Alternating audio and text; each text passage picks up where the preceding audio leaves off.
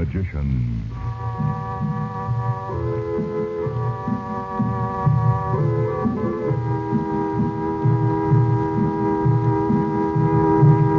Good evening, ladies and gentlemen. We present for your enjoyment Chandu, the magician. And before our drama begins, we would like to suggest that probably you will like White King better than any other soap you have ever used. If you have a washing machine, listen. Get some White King from your grocer. Put some in your washer. Not so much, mind you, as the soap you've been using. Put in your clothes. Put in the water, but not so hot as the water you thought you had to have to get things clean. Then turn on the power. Run your wash through and just see with your own eyes what happens. We try to make this radio drama thrilling, but honestly, what a thrill you'll have when you see clothes washed with this different kind of soap. Save on your soap bill. Save on your gas bill. Save on your clothes bill. You'll say, I love White King granulated soap.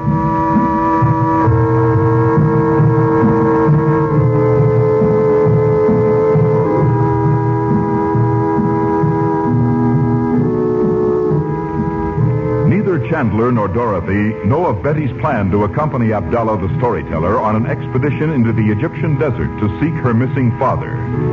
Confident that when she has brought him back, her mother and Chandler will understand, Betty has made an excuse to be left at the hotel on the edge of the desert. Chandler, Dorothy, and Bob have returned to the pyramid. There, in a small room, they have at last met the mysterious Princess Nadji. Chandu, the magician. Tell me, Nadji, where were you when you sent that message? Near the hut at the edge of the Nile. And when I came to it, he was there. Not Roxor. Yes, indeed. For one little moment, I was so filled with terror I could think of nothing but to call to you for help. I'm glad you did. And even more so that you didn't need me after all. It is much too soon to say that, Chandu. But may I speak plainly? Why, yes. Except that... Oh, Frank, wait. Let me ask her. Nadji, do you know whether my husband is alive? It is possible. But even of that, I cannot be certain. Isn't there any way of finding out? Perhaps when Chandu and I have spoken together. Very well.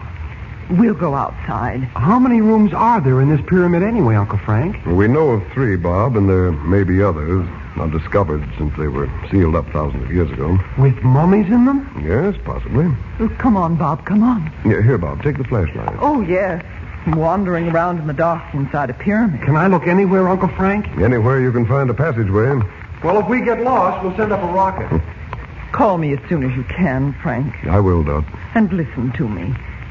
Whatever you two know or even guess about Robert, don't try to keep it from me. I'd rather know the truth no matter what it is. Very well, Dorothy. Look, there's a place here that sounds hollow. Hold the flashlight so I can see where I'm going, Bob. Oh, I'm sorry, Mom. I'm right here. I guess I was wrong about the sound, though. Everything sounds funny in here. Yes, doesn't it? Well, I guess this is the room Uncle Frank meant in here. I suppose so. Hey, look at the paintings on the walls. Red and gold and blue. And I guess those people are slaves kneeling down with baskets on their heads. Oh, Mom, you're not even looking.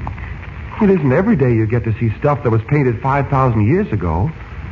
Look, there's a gold throne with a king. I'll be glad to get out of here and never see anything like this again. Golly, I won't. This place kind of gets you, don't you think? Oh, I'm sorry. I ought to know you can't think of anything but Dad. I know he can't be very real to you, son, but I'm sure Nadji knows something about him. Yeah. I'd sure like to know what cooks with her. What? Well, you know, Uncle Frank said first she was supposed to be a sorceress. Oh, all these mysterious hints.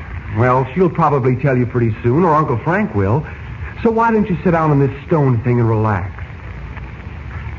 I wonder what it was used for. Well,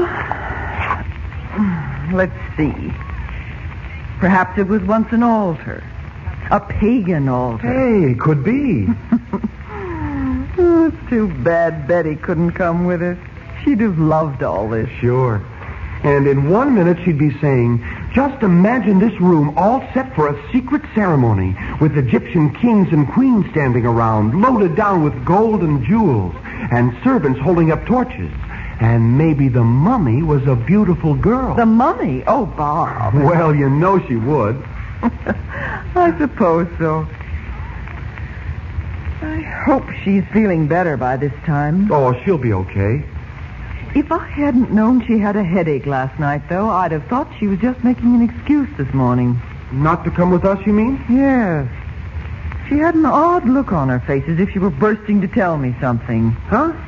You know, the way she looks before Christmas with with secrets to keep. She didn't say anything to you, did she, Bob? Uh-uh. Anyway, why wouldn't she want to come? She loves this stuff. Say, look up there. There's smoke on the ceiling. What? Or what used to be smoke. See how black it is? Oh, you're right. Smoke from torches that went out 5,000 years ago. Bob, I can't sit here any longer. Well, there's no place else to go. Unless you want to prowl around like the troops of Midian. Let's walk down the corridor. Okay. I know what we'll do. We'll go right outside the pyramid and wait. All right. If we can get that door open. At least we can try. I can't stay in this place another minute.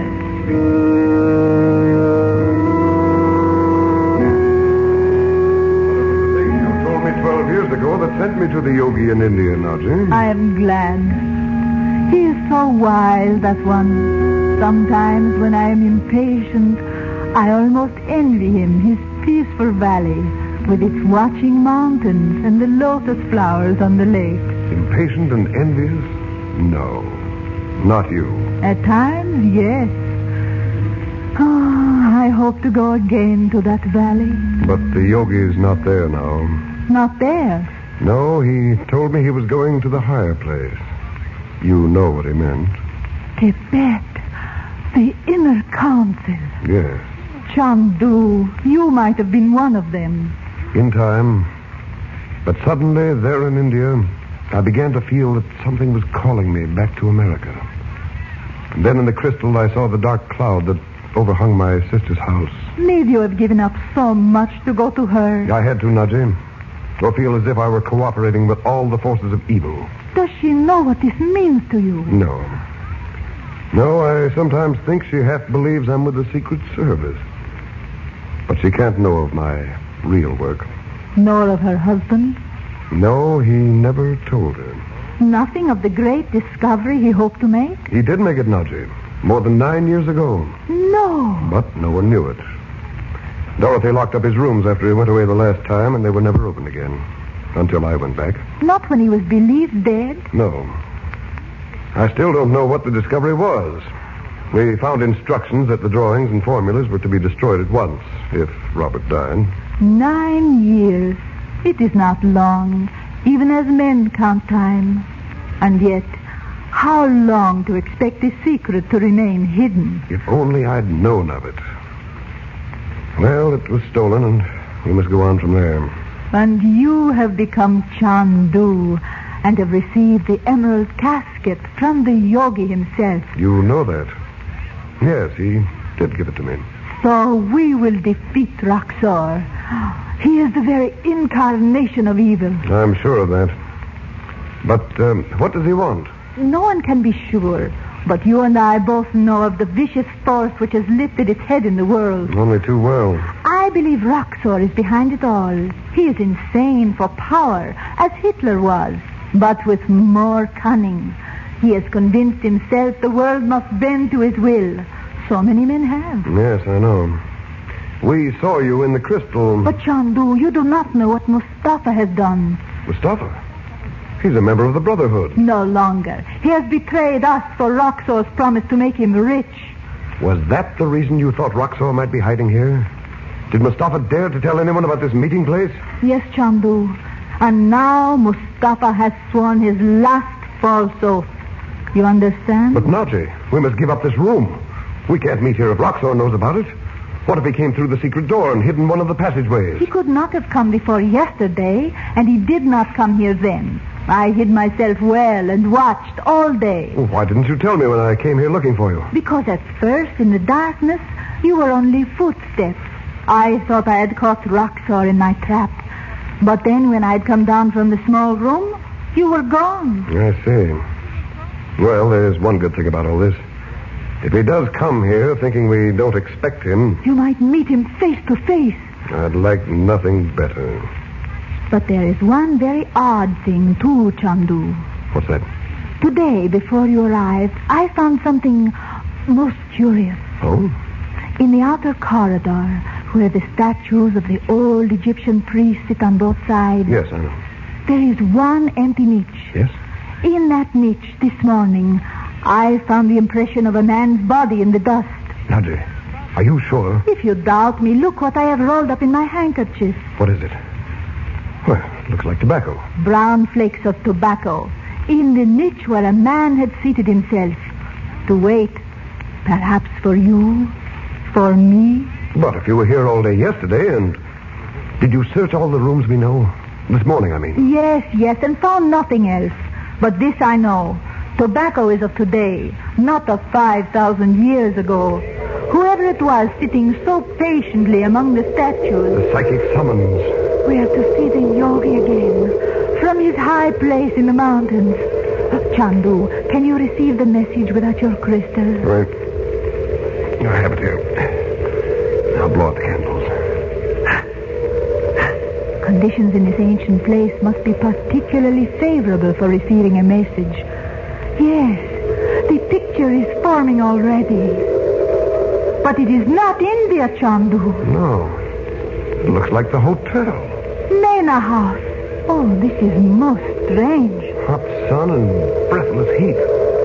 Well, why should I see Mena House only a short distance away? Oh, and what a feeling of ill omen darkens the crystal. Oh, there's a Bedouin in the clothes of a sheikh, dressed for a festival. Gold cloak, blue robe and all. He's helping an Arab girl into a car. Why should such a girl be visiting Mena House alone, without an older woman? And what can it have to do with us? Not horses, not camels. A motor car. It's coming toward us. Closer. It's almost upon us. Dorothy! Bob! Come here! We must go! Hurry! What is it, Chandu? Please, what is it? Of course you couldn't know. You've never seen her. The girl in that car is Betty.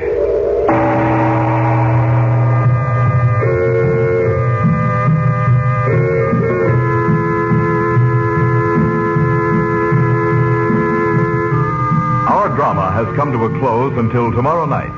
But there's drama and maybe magic in millions of homes where White King soap is used. Once upon a time, people thought they should buy 2 or 3 kinds of soap. One for washing machine, a dishpan, maybe 1 or 2 for dainty things like lingerie and stockings. But more and more people discovered White King, the one and only one soap you ever need. No matter who you are, where you live, or what you have to wash. Your husband may be an engineer, or he may work in a bank. You may have sheets and pillowcases no end to wash, or you may live in a hotel with no laundering problem other than your nylons. Listen to these wonderful words. White King gets out the stubbornest dirt. White King protects as with a caress the daintiest fabrics. Know what you'll say, do you? You'll say this: I love White King.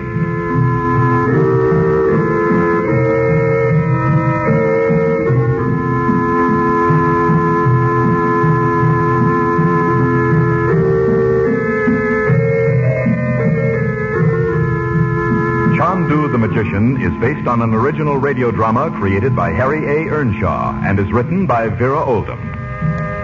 The makers of White King invite you to listen tomorrow at this time when the story resumes. Chandu the Magician.